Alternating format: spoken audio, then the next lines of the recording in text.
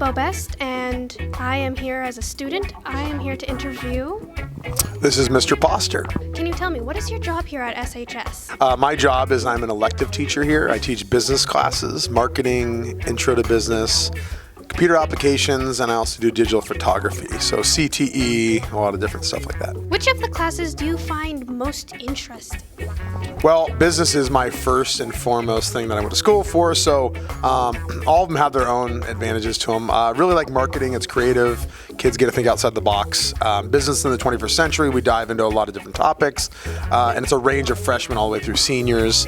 Computer applications is fun, it's a mix-up, we're on computers all day learning some new technology, and then digital photography is awesome. I've been doing that in recent years, and kids get to express their artistic ability through photos. So depending on the class, what kind of accidents, like let's say someone broke a camera or a computer, has that ever happened to you?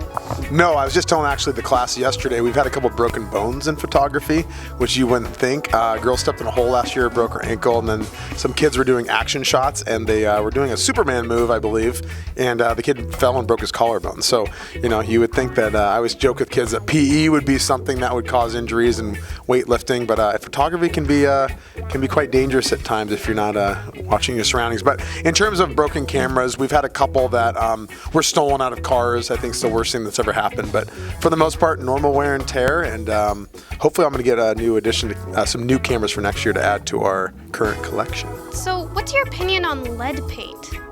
Lead paint, that's funny you asked that. Lead paint is, I have an old house, so our house is covered in lead paint, and we repainted it. You just got to be careful with it, and I think it can affect the younger kids a little bit more. So I have a 2.5-year-old daughter, so a little more concerning for her. So you got to make sure she doesn't eat the stuff. But she digs Cheerios, mango, and other actual foods, and she does not eat lead paint. So I'm not concerned about her doing that, but we'll watch out for it. Thank you for that question. I was wondering, well, a lot of people are, what is your age? I am on this earth, I have 41 years and some change being like 5 months, 13 days, 14 hours, and 6 minutes. How many countries have you been to? That's a great question. I'm not going to add them up, but I've been to approximately 30 countries. My wife's been to a few more than I have, so it's not a competition, but she has traveled a little more. But I do love to travel, and there's a lot more countries I'd like to go to. And our own country, the United States, great country, a lot of different states, a lot of different places to see. So love the world, love all the stuff that there is to see. Can you name any of the most interesting countries you've been to? Yeah, it's a great question. I've actually talked to people about this. My favorite country I've probably been to is New Zealand. It's beautiful. It's of all the greatest places in the world were combined together in a beautiful smoothie or milkshake, and it just has all the taste and the gorgeousness. I loved Argentina. Italy was fantastic. And then Southeast Asia's got its own allure, and Australia was also fun. But I could probably say something good about everywhere, but top 3 probably New Zealand, Italy, and Chile or Argentina. Do you plan on visiting a new country anytime soon? That's a good question. Friends of ours from Canada just moved to Australia, so we're flirting with visiting them at some point. And other than that, I might hit up Canada or Mexico since they're close. But I'd love to get back to Europe, Italy, and Austria as well. But we'll see. Money-wise, I don't know if I can afford it now that I have a kid, but ideally in the next 2 years, I'd love to get out of the country. Who is your favorite student that you've ever taught here at SHS? Great question, easy question. Eddie Chasm, Steady Eddie. Graduate 2012, 2013 maybe. Eddie was probably, he was built like me, kind of stocky, a lot shorter than I was. I'd say he's 5'6", 5'7", curly mop of hair, scraggly beard. But other than appearance, Eddie was just the coolest cat. I mean, he was relaxed, but he had the funniest mind. I always would just like say stuff without thinking, but it was never inappropriate.